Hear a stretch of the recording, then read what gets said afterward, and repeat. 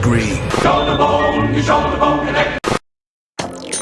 Good evening, my fine young FBI friends. I am a pretty little thing, just out of lit class, and my parents are loaded as per my expensive ensemble. Rafe, you're up. Black suit, blonde hair, on the prowl for pretty young things. Preferably a cheerleader with great big... Oh, you gotta be kidding.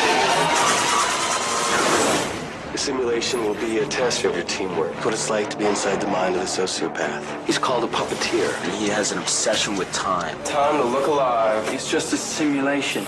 It's no fun unless it's a challenge.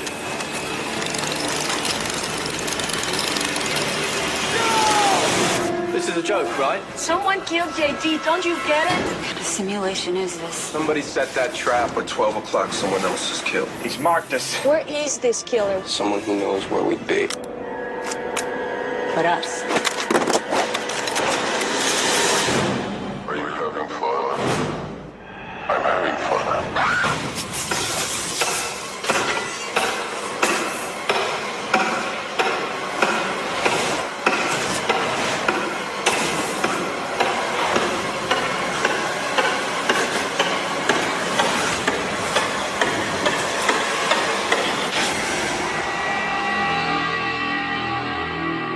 Two watches, two traps. What time are they set for? They're set for now. Hi, this is Miguel A. Nunez. The Hysteria continues. Ooh, baby, ooh, baby. Welcome back to the Hysteria Continues, episode 330, I believe. And this time, a very special episode because it's an exclusive look at the new film Joke Hunters by Erik, which will probably be as much of a hit as Mindhunters, the film we are actually covering today wait till on the you hear my podcast. joke of the week for this episode, because I think it might be my finest work yet. Well, you can Erik, keep you us in always suspense. say that. Yeah, but this time it's true. This time it's true. Okay. Okay. Right. Yes. So we are covering this is your pick, Joseph, isn't it? Kind of. It's actually a listener pick from Christy Valenti. Oh, okay. Well, thank you, Christy. This is a film that I had seen before, I think on your recommendation, Joseph, because you haven't mentioned this movie before, haven't you? Yeah, I have seen this before. I actually saw this at the movie theater, and my current wife, this is actually the first film we saw at the movie theater way back when. So it's got a special place in my heart. Yeah, by the sounds of things, you're probably the only two people there, because it did not do well. No, I think we might have been. It's been such a long time ago, but yeah, saw this in the theater. Cool. Okay. And also joining us, Nathan. How are you doing today? I'm doing very well. Well, I'm glad to hear it. Looking forward to hearing what you think about Mindhunters. And, of course, preparing yourself for the obviously seismic shock of Erik's best joke of the week ever. Yep. Just so the listeners know, Erik has been building us up for a while. Yeah, so anyway, if you can't wait for that, then you can fast forward to whatever, I don't know, about 60 minutes in. That's if we make it through Mindhunters. That is true. But before we get to Mindhunters, let's have a little chat about what we've been watching recently. So, Erik, I know you're very excited about your joke of the week, but is there anything else you've been spending your time on?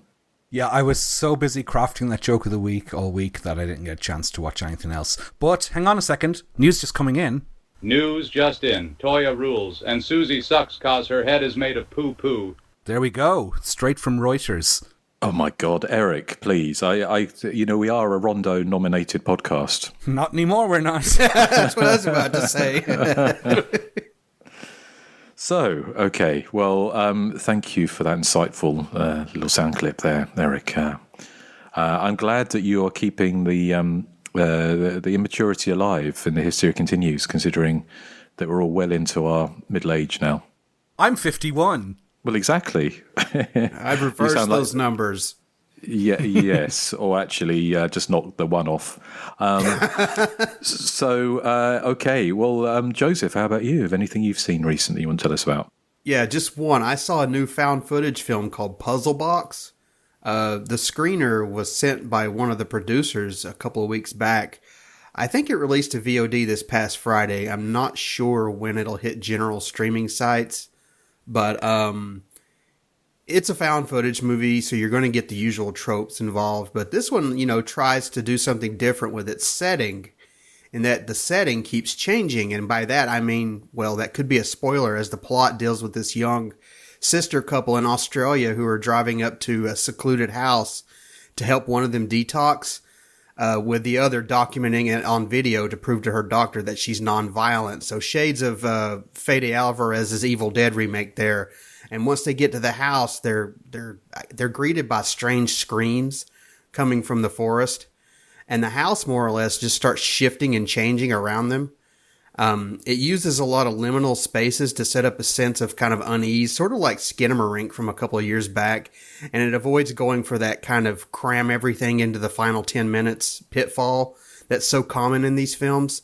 But my problem with it, and this is major, I just didn't care about the characters. I mean, they are pretty much bickering and at one another's throats from the off, and so we don't really have much of a chance to become invested in their lives before they're all, screaming and crying and running away from things.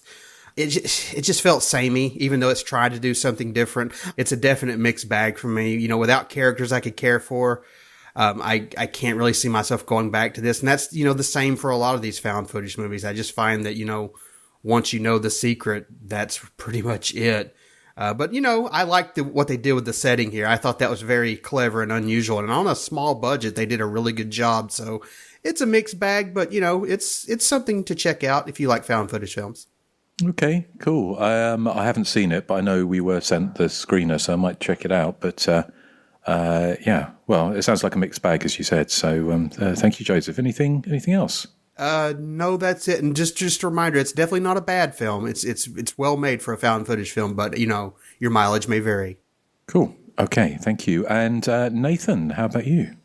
No, unfortunately, I haven't had a chance to watch anything new lately.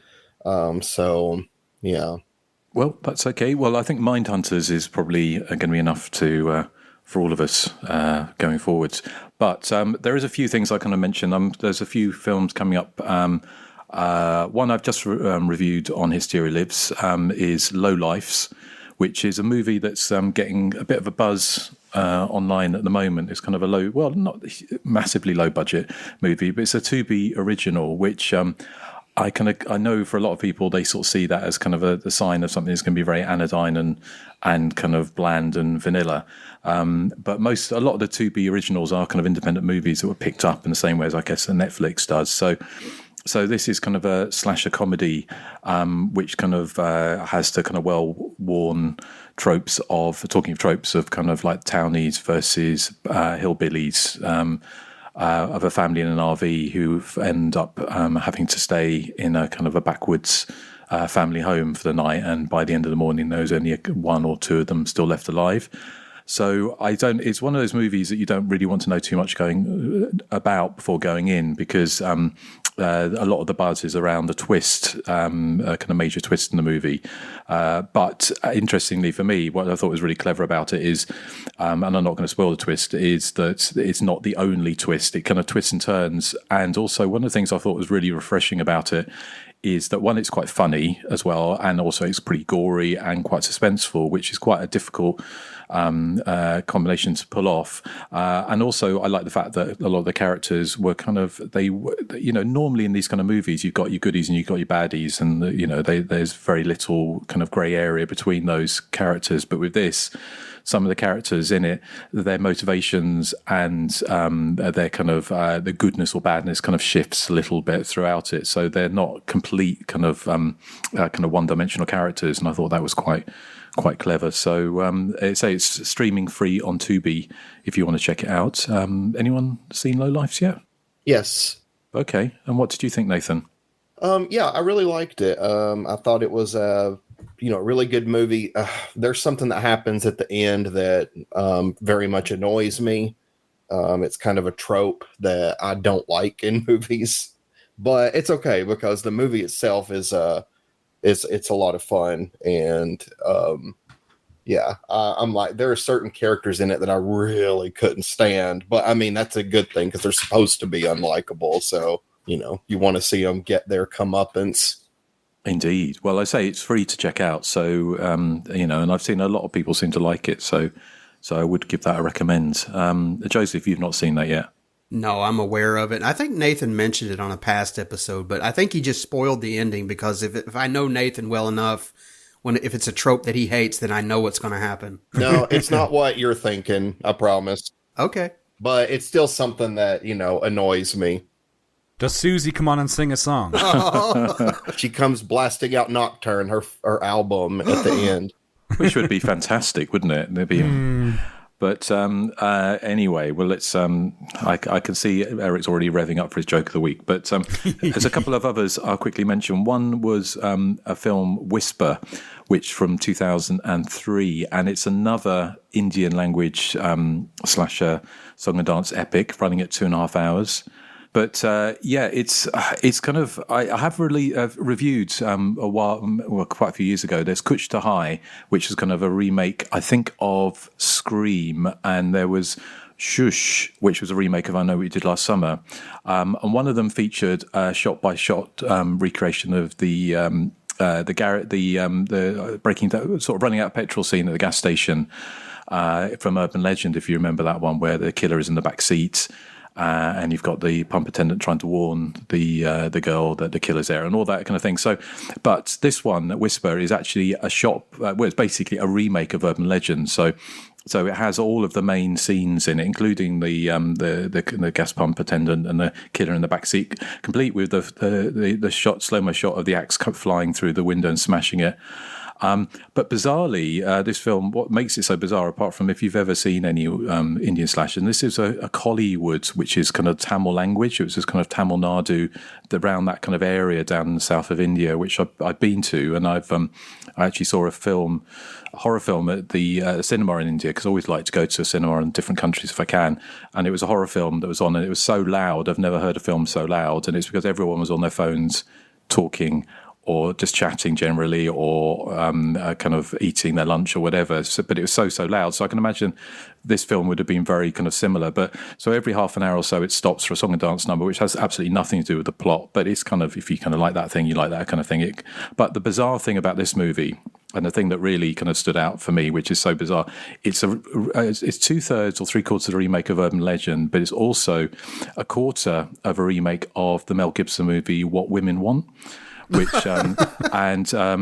so what you have, if you've got this taxi driver, and a lot of these, if you've ever seen an Indian slash movie or any kind of Indian movies from around this time, and possibly still now, you have these kind of comedy elements kind of woven in. So you kind of have a kind of comedy characters, and one of them is this taxi driver who basically. And it's so bizarre, but he after he gets out of his taxi and pisses against a power station and gets his cock electrocuted, and then he can hear what women are talking about, and he goes back to the doctor. That's how it happens. Yeah. That's how it happens. Yeah. And so so he goes to the doctor because after a while he doesn't like it, gives him all sorts of trouble overhearing women talking about stuff. And he goes back and they electrocute him again, but then he can hear what animals talk about. And so he goes to the wedding and he can hear these animals talking, like these cats going, oh, shall I cross the road? These dogs having this romantic liaison. And then he sees his horse, and his horse is going, I really want to have an interspecies marriage, and says, I fancy that fat woman over there because she looks like an elephant. And then he's trying to definitely want to see this film. Oh my God. And then he tries to warn his doctor, and he says, please, you've got to intercede because this horse is going to go attack this woman. This horse wants to rape her. Justin, just fucking pick this episode next. Let's talk about it. Come on. Okay. Well, maybe I will. But then other stuff happens as well. So only other thing I will say is the end. They change up the killer's identity a bit. And the end has like a 20-minute kind of not quite kung fu. I don't know what the Indian version of martial arts would be, but this is kind of dragged down sort of big fight with scene. So it is kind of maybe we will go for it. I mean, it might be a fun one to talk about. Well, it will be a fun one to talk about. So okay. So anyway, there was that, and the last one I'll quickly mention. Which I'm going to be putting up because I've been trying to sort of kind of rattle through some Jali as well. And one that I've always fancied seeing was from 1994, which is obviously not the heyday of the Jali at all. But it was a film called Crime of Passion, which starred Fabio Testi and Florinda Balkan, who were kind of quite big names in the 70s in Italy in genre movies. And in Florinda Balkan's case, especially in Jali, and Fabio Testi was in What Have They Done to Solange and Red Rings of Fear, amongst other movies. And he has fab testes. Well, he does have fab testes, although you don't see almost see them in this. But what you do see is Serena Grandi, who was, of course, in Lamberto Bava's Gioia, or Photos of Gioia Delirium. So she's in this, and she is again, of course, she gets her boobies out because that's what she was famous for in a very brief scene. But it's billed as this erotic gialli, and around that time there was all these kind of erotic gialli coming out in the wake of films like Basic Instinct and all those kind of movies, and all the Shannon Tweed kind of movies that are coming out. So, but this one bizarrely is kind of trolling, I think, the whole erotic gialli, because half the movie, and Erik might like this, the middle half of the movie is taken up with scenes in a sauna, in this big kind of sauna. It's set in Bulgaria, in Sofia, of 80-year-old men's wrinkly asses wandering around. Which is very bizarre. But my favourite bit in the movie, and it has a great English dub as well. It's got the classic Eurotrash dubbing. It's got this Bulgarian policeman with a Cockney accent, which always makes me happy to hear those kind of things. But there's the daughter of Fabio Testi who's on crutches. And we find out had the accident, and this great bit of terrible movie making, I'm going to guess, or very funny movie making, is that they say the accident happened because her mother loved driving really, really fast. And then her mother stops by this lake and gets out into another car and starts having nookie with this random man. So her daughter's still stuck in the car, and the car rolls about 5 miles an hour down the shallowest of embankments into a lake, all of about 5 foot, and it cuts back and the car is overturned and her legs are sticking out the car. So it's got some funny bits in it and some very, it's not a great movie, but it was probably like one of those movies, probably more fun to talk about and review than it is necessary to watch. Now I'm wondering, should you pick this one or should you pick Whispers? Yeah, pick them both. Well, we'll see. There'll be reviews up by the time this comes out, probably on Hysteria Lives. So do check those out. But so that's what I've been watching recently. Let's get on to the main attraction, if you can call it that. Rennie Harlin's Mindhunters from 2000. Well, it released in 2004, 2005, but actually we'll get into that kind of shadowy kind of history of the movie, I'm sure, as we go along. But Joseph, what do we have? Do we have a trailer? We have a TV spot. TV spot. Okay, so if you want to come back in after this and tell us all about Mindhunters. Over 100 people. Gone. A team of FBI profilers are hunting a serial killer. They follow these clues. Somebody drained his blood. But what they don't know is that the killer... There's no one here but us. ...is one of them. Critics are calling Mindhunters the best thriller since Seven. Incredibly suspenseful. You'll never guess the ending. I know it's not me. And I know it's not me. Mindhunters. Rated R. In theaters everywhere tomorrow. The government's best and brightest discover there is a killer among them in this intense psychological action thriller featuring LL Cool J, Val Kilmer, and Christian Slater. An elite group of the FBI's most talented young profilers, agents skilled in reading the minds of the most elusive serial killers, is being intensively trained on a remote island. But they soon learn that someone who has been taught to capture serial killers has become one, and there may be no way out alive. Wireless Magazine proclaims Mindhunters a first-rate thriller that keeps you guessing till the end, and Joseph Henson proclaims the most preposterous slice of overproduced crap you're ever likely to see, but hot damn, I loved it.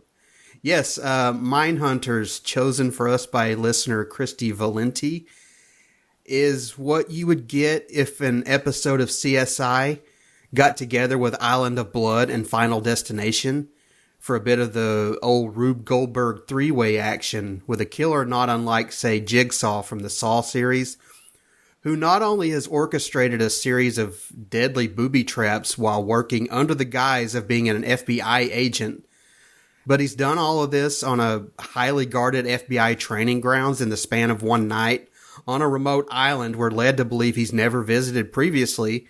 And as the killer, spoiler alert, turns out to be Johnny Lee Miller's character Lucas. He's also barely 30, so he's young and probably likes to party as well. At least Jigsaw was about 80 years old and had decades to develop his craft. I mean, the fact that we're expected to believe all of this was concocted over the span of one night, well, I mean, that's Mindhunters in a nutshell. And it's mainly the reason why it's so much fun. Director Rennie Harlan, he apes a few of his own previous tricks here, like keeping LL Cool J alive until the end credits, despite, all the logical steps that should have seen him dead. Much like in his previous Deep Blue Sea. And again, like that movie, he also has a habit of setting up a couple of big names, Val Kilmer and Christian Slater, spoiler alert, as the central leads, and then he bumps them off, early and quite graphically. Slater's death in particular, it's this sort of mousetrap literally domino effect that leads to him being frozen and shattered, T-1000 style.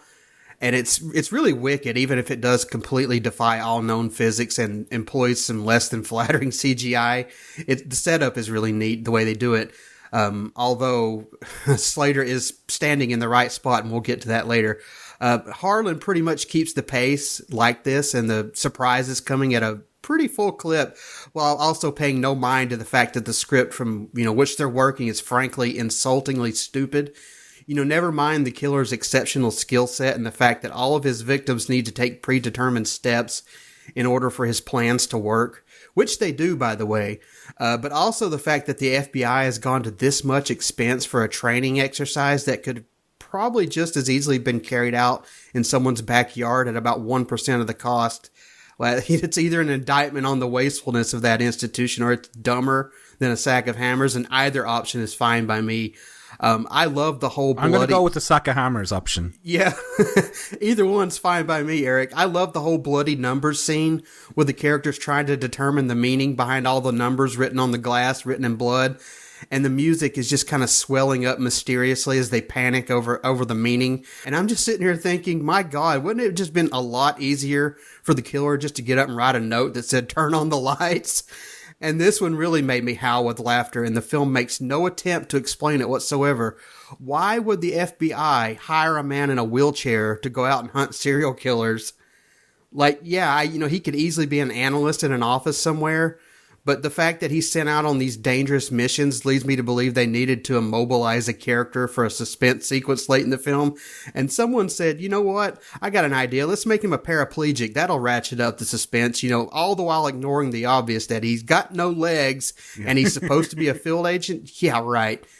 Mindhunters is that kind of movie. And that's why I love it. I wouldn't call it a slasher film, but it works just like one in the mold of like a Final Destination or a Saw film, with a 1-by-1 structure, often with very graphic deaths for each character. So I have no problems covering it for the main show. And, ultimately it's just a lot of really dumb popcorn fun. It's zippy. It looks super flashy and polished. I imagine a moderate studio backing was at play here. It has both genuine and manufactured suspense in droves. It's rife with, some fun, likable characters who have, pretty good dialogue. The central mystery, takes some decent strides to kind of, obfuscate the answer with a lot of plot loop trickery and, shifty glances from the cast. And I love every second of it. I just think it's a lot of dumb fun. So, Erik, what did you think of Mindhunters? Well, I think I've told you before, this one is a film that completely passed me by. It was my first time watching it this week. I'd never really even heard of it, and I went back through old Fangoria issues from around the time this would have been released, and there was no coverage of it in that either. Now, I know it tanked in the States, and I'm pretty sure it went straight to DVD over here, so that probably explains. But I'm still aghast that there was this sort of big budget Rennie Harlan film with Val Kilmer and Christian Slater that just completely bypassed me. I loved it as well. If you thought the Saw series bended plausibility to its limits, you ain't seen nothing yet, because Mindhunter's plot totally relies on people they have to follow a very predetermined and specific path, and they have to be standing in a very exact position for all of the traps that are set up by the killer to work. At least in Saw, the people are kind of locked in a small room, and they're usually searching around for a key, which involves them having to cut themselves open or do something horrible to themselves to sort of move on to the next room. But in this one, like, spoiler alert, Christian Slater is I think the first victim, and he has to be standing in a really, really particular spot for this liquid nitrogen to freeze him and make him fall apart and crash to the ground in a really fun effect, a kind of hokey CGI moment in the film.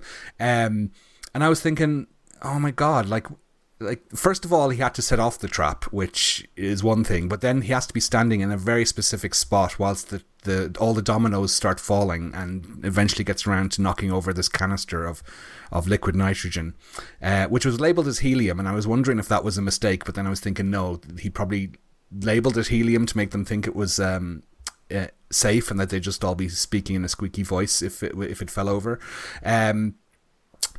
The opening is incredibly stupid to start with. You've got the two of these profilers going through this, as you said, a really elaborate training simulation that has really high production values and seems not to be terribly cost effective. Why would they go through all this expense? Like, they make the wallpaper look nasty, and they make it look just decorated up to the nines. It's like they've built a film set, basically. It's like the film school in Urban Legends 2 with its amazing airplane set that they had. I mean, they've recreated this very elaborate sort of rundown mansion with really serial killer-tastic sort of decor. And it just gets more and more ludicrous. And the more ludicrous that it got, the more fun I had with it and the more I enjoyed the film. The amount of work going into each trap surely was not worth the effort. Surely the killer would have been better off just shooting people or stabbing them or something. As you said, the killer is Johnny Lee Miller, who's a young man. He could easily overpower every single one of them if he wanted. It's not like he's Jigsaw and he's relying on his brain over his brawn. It's just great to watch the level of silliness that things reach. The traps, as you said, the one character in the wheelchair has to stay above this water that's not filling the room. It's flowing across this room, and it's electrified by sort of falling fluorescent lights. I'm not sure how the physics of that works, but like, there's this fear that if he sort of falls in, he'll be electrocuted. I really liked what's the other trap that I really liked? There was one where there's a character in it who has given up smoking, and she's recently given up smoking, and it's kind of a major plot point in the film. And she knows that there's a killer going around setting up all these traps and kind of predicting what characters' actions are going to be. And so when she finds a packet of cigarettes that have mysteriously fallen out of a vending machine all of a sudden, she goes ahead and smokes it without thinking, is this a bit suspicious? And of course the cigarette is laced with some kind of acid that makes her bleed from within or something. I can imagine what a full theatre would have made of this film. There would have been great laughter and cheering, I'm sure at some of it. I have a major question about the character played by LL Cool J. And again, we've spoiled enough of it already, so I'll just tell you what I thought. But in the finale, he behaves as if he's the killer and starts chasing the character of Sarah, who's the final girl around, and he starts throwing her around this kitchen, and he even tries to shoot her at one stage, but his gun just happens not to be loaded. So he's behaving like he's the killer, and he's taunting her, and he's behaving insane, and yet he turns out he's not the killer, and then in the final scene they're all friends again, and I'm like, what? Well, I think he thinks she's the killer because obviously he thinks that Johnny Lee Miller is dead. So he's trying to do the whole psychological thing to get her to just basically come full bore or whatever. The characters never say what they're supposed to say. Like, hey, I'm not the killer. They do all this kind of, movie trickery. It's just so over the top. There was a scene, wasn't there, where they tested the blood and it came, they found under the fingernails of one of the victims and it came back, it was hers. Mm-hmm. Yeah. But so he had reason to doubt her. But why is he acting all shifty like that? Yeah, you're right.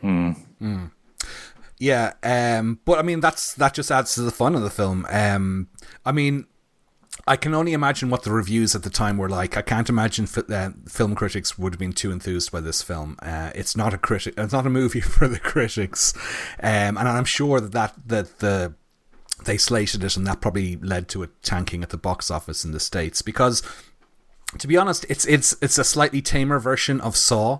It's even sillier than the Saw movies. It's not as mean-spirited.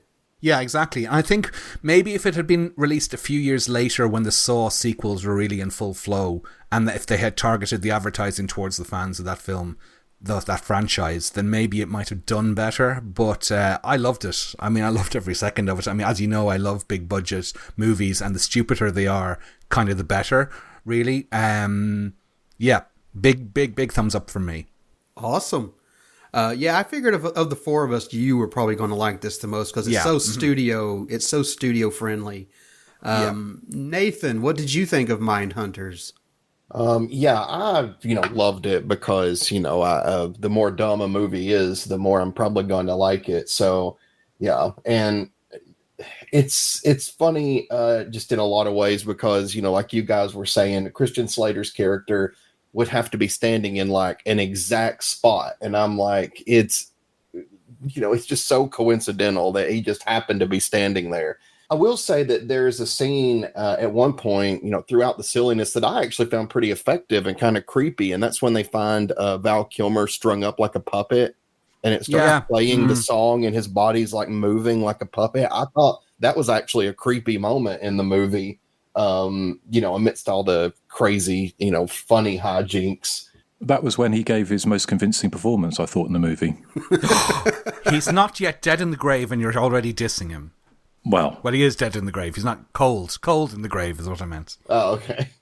But I mean, I did not guess the killer correctly. I thought it was I can't remember his name, but the guy in the wheelchair. You sent me a message last night. You're like, I'm sure it's the guy in the wheelchair. I think it's the guy in the wheelchair. But no, I was completely wrong, of course, because I always am. But I mean, and I think one thing that really makes the movie for me is that you could tell the actors are taking this very seriously when it's just so absurd.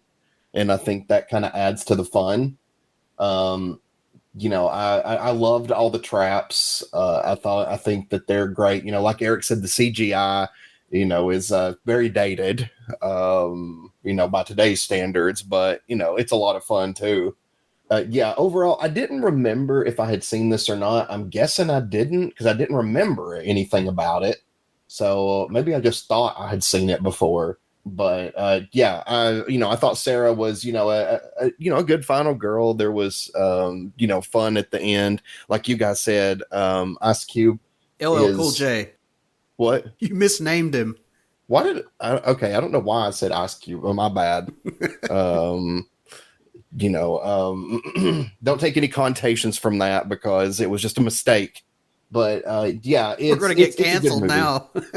Well, you could remove that use your editing prowess.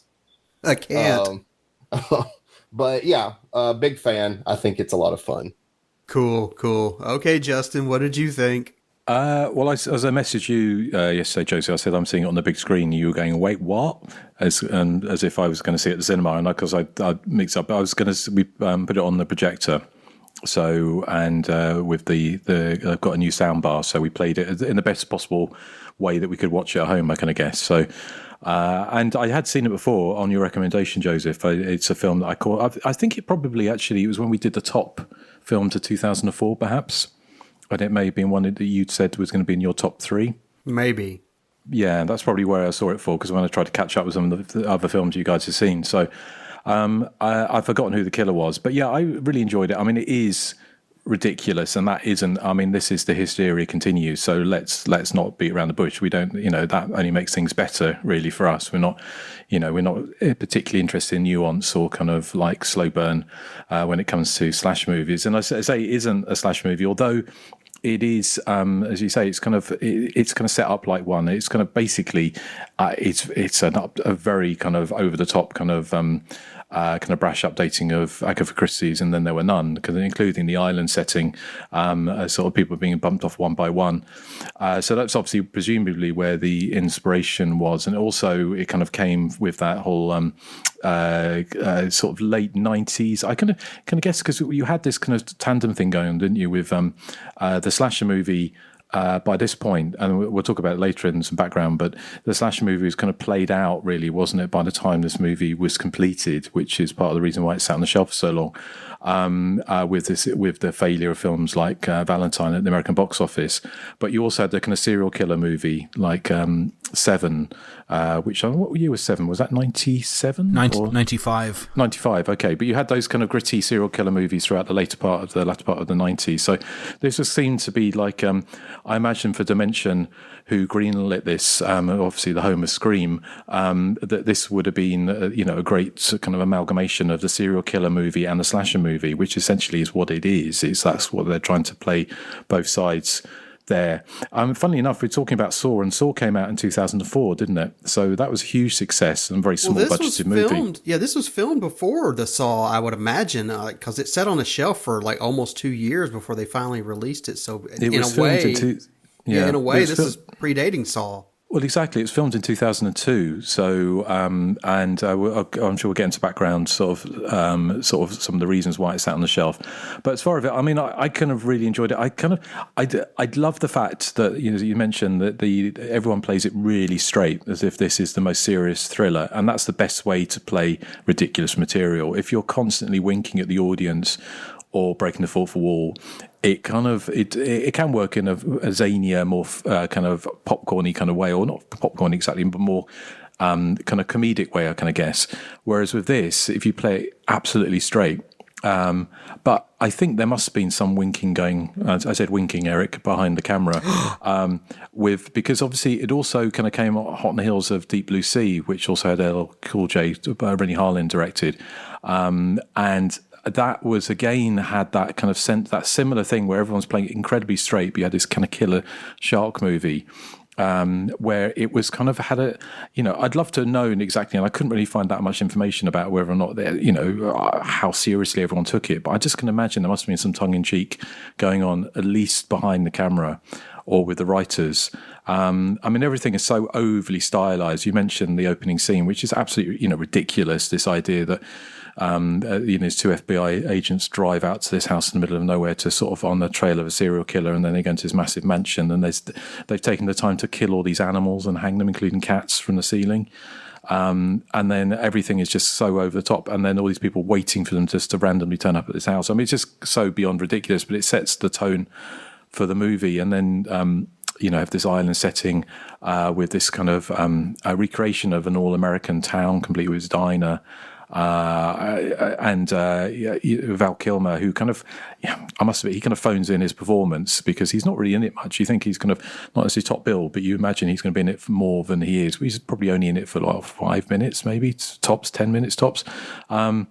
But it's so overly stylized, even down to the snow that's constantly falling in the movie, which doesn't do what normal snow does, which is land. It looks like a snow globe effect, kind of. It's floating around like some kind of like dandruff in a snow globe, isn't it? It's just like it's whispering around. It's never landing. It's just kind of, which it kind of gives that movie that kind of over stylized feel to it. And again, I think if you go with it, I think if you're sitting there thinking, I want a carefully crafted thriller where everything makes sense, then you're watching the wrong film, and you're listening to the wrong podcast probably, because this goes to places that you would expect the most ridiculously ridiculous giallo to go, or as far as kind of plotting and over the top motivations and just ridiculous kind of traps and things like that and murder scenes. So I think if you go with it, you're going to have a really good time with it. But if you go in expecting a serious, gritty FBI thriller, you're possibly going to be side-blinded perhaps by it. But yeah, we had fun with it. I think it's never boring. It's never boring. It's not a great movie, but it's very glossy, high budget, lots of gore. A fun mystery, just everything's over the top. But that's there's a lot to there's nothing wrong with that. So had a good time with it.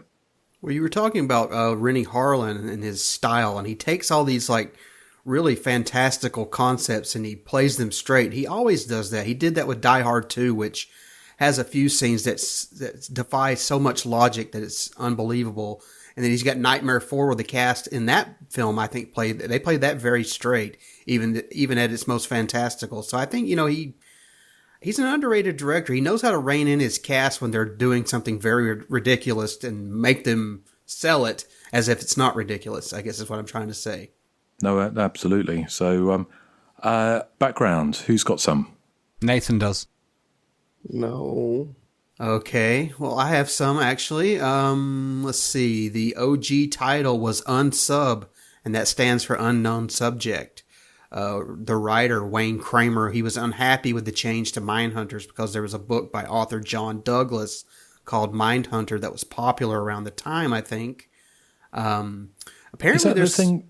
Is that what they based the FBI profiling on, the Netflix series? I don't know. I did not read into that. I do not know. But there is a Netflix series that came out way later with Holt McCallany called Mindhunter. You can check that out. Which is very good as well. Yeah, I saw the first few episodes. I liked it, just never got back to it. But apparently, Reese Witherspoon was up for the casting for Catherine Morris's role.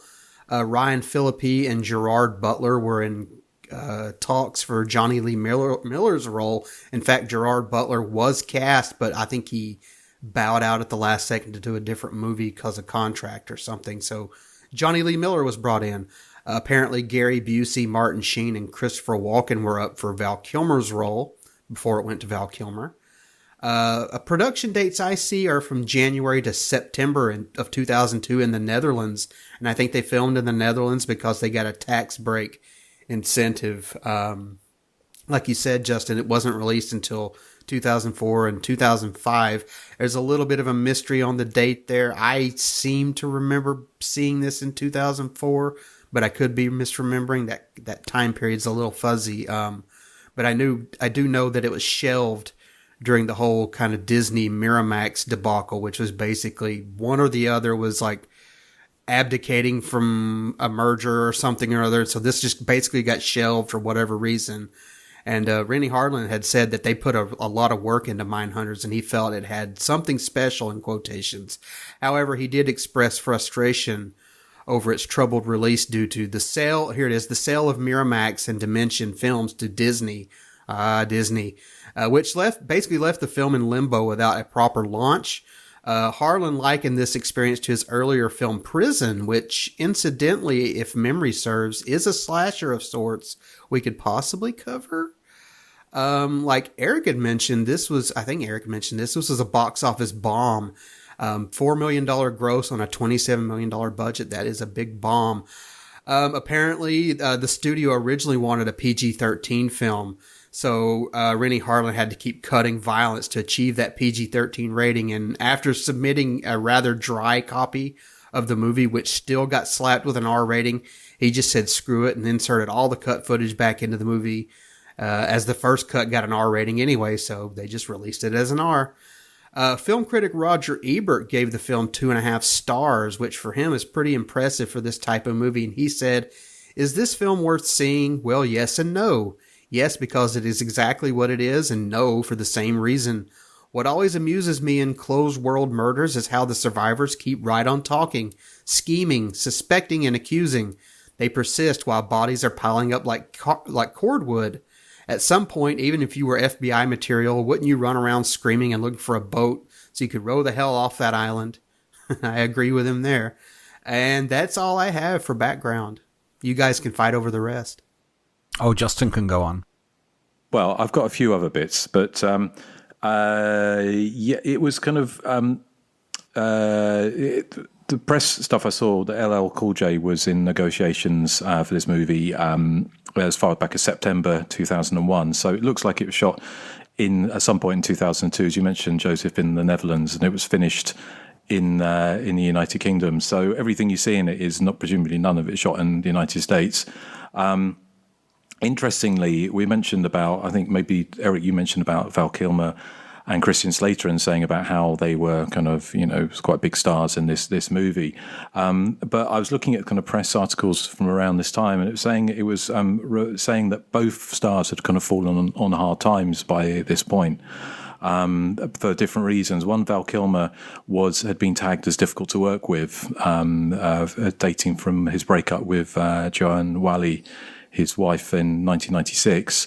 And there was interviews with him saying that he was he said he wasn't difficult to work with, but he said that it was probably came from those, that time when he was having a bad time with a breakup. But also Christian Slater, there was a kind of slight, talking of shade, there was kind of an article saying about the production of this and saying that both these actors needed a hit and were kind of on the skids to some point. It said that Christian Slater was, and I didn't know this actually, but he was. There's an interview with him, and he's sort of saying about that the studios didn't want to hire people who had been in jail. So he was kind of grateful they kind of took a chance on him. And I didn't realize that he'd been jailed for 52 days back, I think, in 1998 for attacking his girlfriend, biting a passerby, and hitting a police officer while high in cocaine. This is all in press articles, so it's not libelous, presumably. So he said he was clean and sober by that point. He had kids, but he also said that obviously this film sat on the shelf for a while, but he said that he didn't actually like seeing the way he died. He didn't like seeing himself die in this. So he was quoted in an interview saying, "I didn't like seeing myself expire in that way. I'm fed up with seeing myself die. I don't think I'll do that again." So I don't know, answer on the postcard, whether or not Christian Slater died on film after this. So yeah, both of them. And interestingly enough, it's kind of like, say, neither actor, we've mentioned neither actor is the main focus of this movie, although the movie is set up as kind of Christian Slater is going to be the lead. And again, they said it's kind of a sly wink to the Samuel L. Jackson character in Deep Blue Sea, who gets bumped off. And of course, that was very much in vogue, or had been since, well, okay, spoiler, yeah. but another spoiler, Drew Barrymore dying and being a scream, it was became kind of de rigueur, didn't it, to have characters who, who were expecting, I kind of guess it goes all the way back to Marion Crane, Janet Leigh in Psycho, who was set up as the main character. So there's been a long history of that, but it also is obviously cheaper to kill off your big names rather than pay them for a whole shoot, arguably. What else was there? I did find a mention about this. This movie was meant to be released in 2003, and it had two release dates, one in the spring and one in the summer of 2003, and both of them got bumped backwards. So it didn't get released until it got a premiere somewhere in Vancouver or somewhere in Canada for some reason. I don't know why, in January of 2004. And I was surprised I couldn't really find any reviews of it in 2004. And the reviews I found, including that Roger Ebert one, was from May of 2005. So it looks like it may have got a limited release, possibly in Canada. Maybe it looks like it. I couldn't find any reviews of it. I thought it was strange for a kind of a studio movie. And then I looked in 2005, and there were all these reviews, well, not loads, but there were some reviews from that time. So a couple of them, Deborah Hornblow, which is a great name for a critic, who is in the Hartford Courant, said, "The Mindhunters turns out to be an apt title for a picture void of even the most basic intelligence." Now, she compared it to another movie, House of Wax, which had just been out, just come out at that time, or a few weeks earlier, which of course is ironic given that this movie was made at least 2 or 3 years before that. And said, just like that movie, it's a movie that concerns little but killing off cast members in an artful and inventive ways, which of course isn't necessarily a bad thing. The Vancouver Star actually gave it a 3-star review out of 5, and said it was a classic locked room mystery. Many of the reviewers, as we mentioned, kind of made reference to Agatha Christie, and then there were none. The kind of the classic, again, locked room kind of mystery. The original one, which is kind of set up for this kind of one by one murder sequences, which kind of obviously provided, a large part of the whole what's the word for blueprint for the slasher movie going forward. Buffalo News said Rennie Harlan makes a mess of a mystery based on Christie. Not many of the reviews are particularly kind. And lastly, Kevin Thomas in the LA Times, who is one of the few mainstream critics who actually liked horror movies, and back in the early 80s, one of the few defenders of movies like Hell Night and other slasher movies that came out in the wake of Friday the 13th and Halloween. He wasn't particularly impressed, and he said Mindhunters turns out to be a thudding dud, crammed with clunky dialogue, bad acting, and gruesome but unpersuasive gore. So even for somebody like him who seems to actually understand genre movies and was actually quite often one of the lone voices in defending them and celebrating them, wasn't particularly impressed. So, and I think we mentioned, it was a massive flop. Part of the reason that I saw, it was thrown. The newspapers at the time said that it had been chucked under the Harry Potter juggernaut. So this movie opened opposite one of the Harry Potter movies, maybe on the same weekend. So the reason for that is twofold. One, were they saying it's either kind of counter-programming, which you kind of see sometimes, don't you, when you have movies like a big budgeted, like a movie's expected to do loads of money, like a big action movie, they might release a rom-com at the same weekend because they know a completely different audience might want that as an alternative.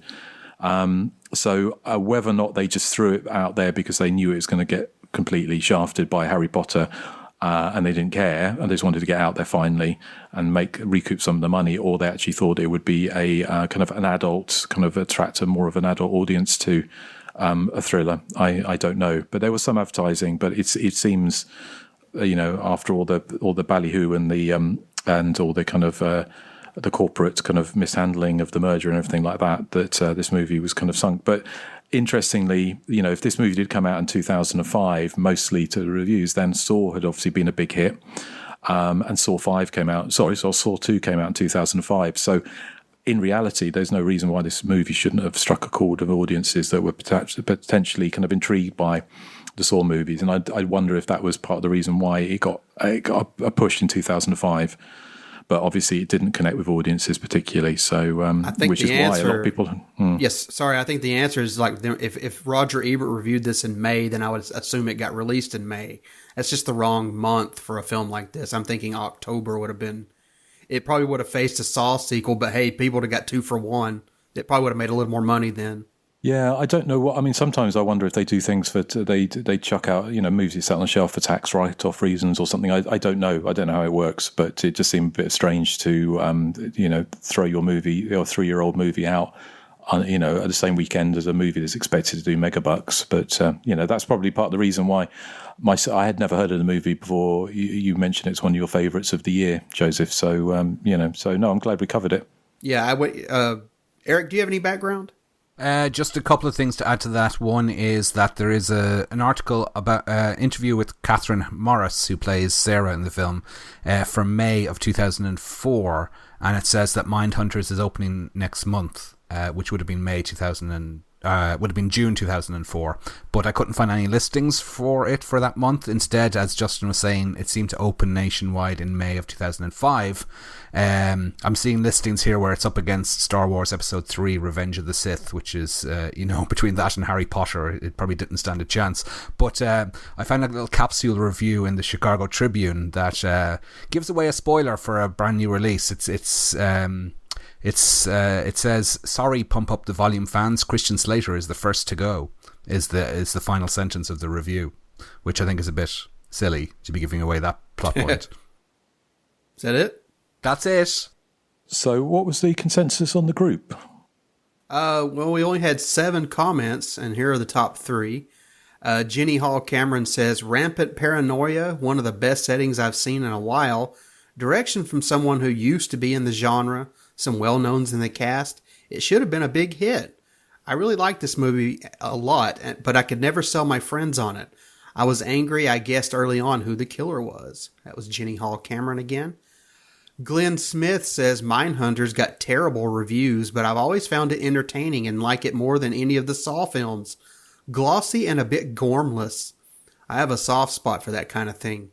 Tell Me How I Died is another one with a ridiculous plot that got bad reviews that I like. I love Urban Legend's Final Cut, and it has a ridiculous plot. I'm entertained by that kind of thing." Robert Freeze. Oh, I already did that joke. He's cool. He's cool.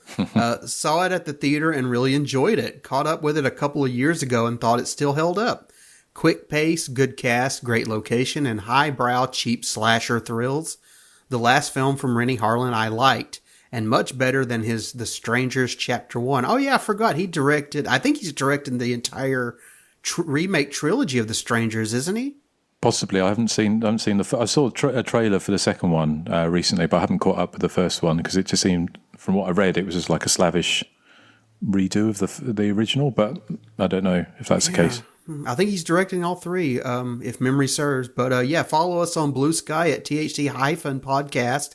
Listen on Patreon and YouTube to help support the show, or listen wherever you catch your pods. If you just want to listen, write to the show at thehysteriacontinues@gmail.com with feedback and general questions. Or you can just search our name. You'll find us. Over to you, Justin. Okay, well, thank you, Joseph. And I this is the time that no one's been waiting for, but here we go. It's my joke of the week. It's so freaking fantastic. So there was a murder at Central Perk, and the only clues left behind were the vomit of Ross, Rachel, Chandler, Phoebe, Monica, and Joey. It was forensic evidence. Forensic evidence. Oh. Forensic evidence. You are welcome. Forensic evidence. Nathan, do you understand, don't you, the joke? Yeah. You liked it, yeah? I thought it... You liked it, Joseph, didn't you? Justin? Hello? Is there anyone there? The crickets like it. Thank you, Erik. That was I can tell you've been slaving away over that. I like the whole week. He's like, I've got such a brilliant joke. You guys are gonna love it. And I'm like, okay, this is the time. Eric's gonna shine. But nope. What? Well, that was one of my best ever, I thought. Forensic, because it sounds like forensic. Yeah. But what's the connection with Friends and Mindhunters, though? None, but except that the forensic evidence would probably be used as part of their profiling skills or something. Possibly. So, okay. So, do we have some feedback? Yes, I've got one here from Rob Freeze. There's that joke again, Rob Freeze. You see, Freeze, like Joseph made up that joke. So if you don't laugh at it, then you're insulting Joseph. Well, I don't really care.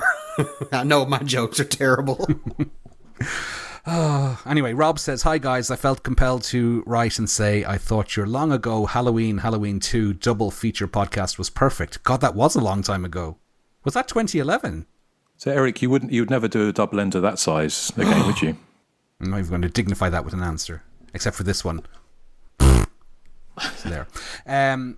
I think what really clicked with me was everyone sharing when they first saw the two films. For me, hearing stories about when somebody saw a particular movie and how it struck them is as much a part of the movie as anything else. Halloween and its sequel are two movies slasher fans just remember the first time they saw it. I loved hearing everyone's stories. I thought it was interesting that Justin and Erik saw part 2 before the original. When they finally saw the original, they knew Laurie and Michael were siblings. So for me, I saw Halloween the first time it played on broadcast television. I would have been 11. That version had the extra scene where a nurse shows Loomis Michael's cell and the word sister is scratched into the door. Soon after that, I read the novelization for Halloween 2, so by the time I saw the movie, I knew they were brother and sister. What was weird for me was the first time I saw the theatrical version and that scene in Michael's cell wasn't in it. It was confusing.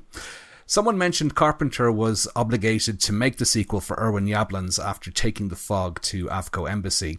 I wonder if tying the original into the sequel with those new scenes was part of the deal. If so, I can't blame Carpenter for the weak sibling angle. Those additional scenes tie into the sequel's plot surprisingly perfectly.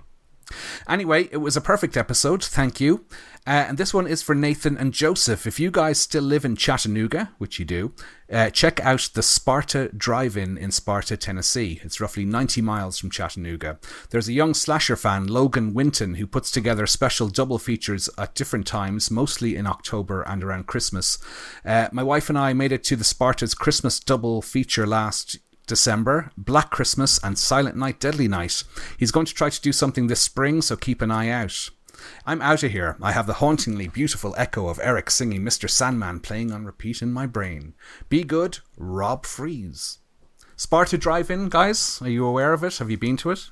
I've never heard of it, and quite frankly, if he wants to send me gas money, I'll go. That's it's not a long way, but that's expensively long way. So yeah, I can't go. Miles. It sounds fun. Yeah. Mm-hmm. Do you have any drive-ins in Tennessee, in Chattanooga? There's one about 30 minutes from here. I've never been to it. I can't remember quite where. I think it's north of Chattanooga, but yeah, it's nearish. Cool. Excellent. Well, thank you, Rob. So it's obviously quite a long way from us, me and Erik, unfortunately. Yes. Yeah. So, okay. Well, I've got one here from Jake Helgren, who I'm sure if you remember that name is the director of a good number of slasher movies and a good friend of the podcast. And somebody I've known for probably as long as I've known you guys. So when I started Hysteria Lives back in 98, I think he contacted me probably about 1999, perhaps, maybe 2000, I can't remember exactly. But he writes, says, hey guys, in catching up on the Hysteria podcast, heard the lovely things you all said about Bad Connection and Mr. Scrooge, and just wanted to say thank you for the love. You guys are awesome. Sorry I don't have Nathan and Erik's email, otherwise I would have shared this with them as well. And LOL on Joseph's remark, Joseph, you're always welcome to a screener as well. I should have just suggested Justin share Bad Connection with you all when I first sent it over, so my bad. By the way, did you guys see Heart Eyes yet? I assume? ? Such a fun, fantastic film for me. I really enjoyed it. The writer, Michael Kennedy, is a friend of mine and, of course, is gay, just like Kevin Williamson, Christopher Landon, and everyone else in the slasher biz, apparently, ha ha ha. And I got to go to a fun opening weekend screening, where Devin and Mason and the director were in attendance and spoke. What a fun ride. I'm hearing great things about Clown in a Cornfield from SXSW. Reviews too, and I'm really hoping slash movies are going to have a resurgence finally they deserve again. And actually on that note, it is looking like we secured the rights to a late 80s slasher, not one of the quintessentials, but I have an affinity to it, that we'll be filming a low budget remake of hopefully very soon, which of course I will share more of as soon as I'm able. I just finished the script, so send good vibes as we get greenlit and head in production soon, please. All that said, I just want to say hello and thanks again for all the love. You guys are great and I hope this finds you well. Jake. So thank you, Jake. So yeah, looking forward to that. Hope we were allowed to read that out. I presume we were, Joseph. I assume so. Okay. Well, we didn't give too much away, apart from obviously Jake has a great love of slash movies, and I'm sure if you've seen Bad Connection and the Mr. Scrooge movie and all his other slasher movies, all the way back from, I'm trying to think which ones they had. Oh God, his name's escaping me. You know the ones anyway. I've reviewed a few on Hysteria Lives, including actually Bloody Homecoming and Bloody Homecoming. Yeah. And the one with the fireman, I think, that might be in Bloody Homecoming. That was Bloody Homecoming, wasn't it? Yeah. And was it not Gory Graduation? There was, what's the one? Oh, sorry, Jake. Is it Varsity Blood? Varsity Blood, that's the one, yes. But I also reviewed Severed Lives, Jake's very first slasher movie, which he probably won't kindly thank me for, but many years ago, so do check that out. But yeah, Clown in the Cornfield, I am aware of that, and the trailer looks pretty good. So I don't know when that's coming out, but it looks like the trailer looks fun. Well, just to go off of what Jake was saying, he says he hopes for a slasher renaissance. I think we're seeing that. We got that coming out. We just had Hard Eyes, Scream 7, I Know What You Did Last Summer remake. I think the Crystal Lake series is just about to come out, so the slasher seems to be doing fairly well right now. Yeah, it was going to be, and also there wasn't talk. There was talk about the another Happy Death Day movie as well, wasn't there? Yeah, they're doing a third one finally. Mm-hmm. Yeah, so that's moving forward as well. So yeah, it'd be interesting to see where they go with. I Know What You Did Last Summer. The kind of, it's not a remake, is it? It's a continuation. It has got Freddie Prinze Jr. and Jennifer. What's her name? Sarah Michelle Gellar was killed. No, not Sarah Michelle Gellar. Jennifer Love Hewitt. Jennifer Love Hewitt, of course. Yeah, they're returning, aren't they, as the two characters? And apparently there was some drama on set from what I've heard, but that may make for a better movie, but will remains to be seen. So, okay. Is there anything else we need to mention before we talk about what we're covering next time? What are we covering next time? I think it's Nathan's choice. All right. Well, we're headed to 80s slasher land. We're going to cover Psycho Cop. Oh. Oh, okay. I've never seen it. Think Freddy in a policeman's uniform. Ooh, I like it. So, okay. Well, talking of Freddy, actually, we're just about to record our Fango flashback, and we're covering. Which year is this? 85? 86, isn't it? 86. Okay, but I'm actually talking. I'm covering the chats with Mark Shostrom and some of the other FX people who were involved in A Nightmare on Elm Street Part 2, and I didn't realise actually how contentious the cuts and what was done to the movie was until I looked into that. So we're covering issue number 52 of Fangoria over on Patreon. So if you are a Patreon supporter, then you can check that out. And if you're not, then please go over and join us. Plenty of content on there now, going back, about 2 or 3 years?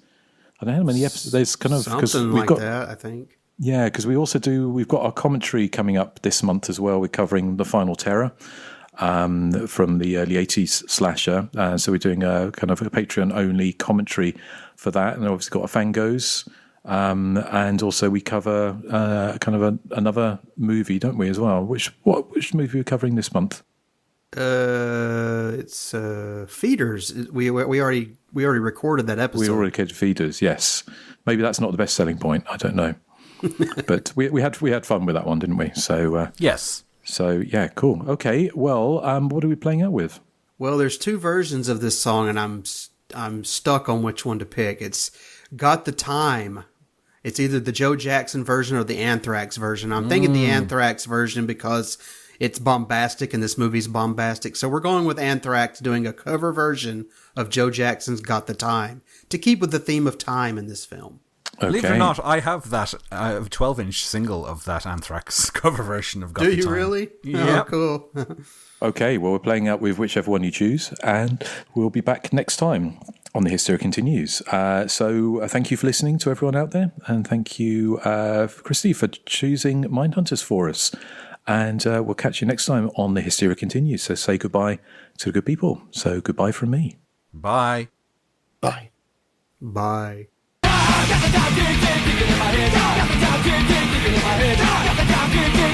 the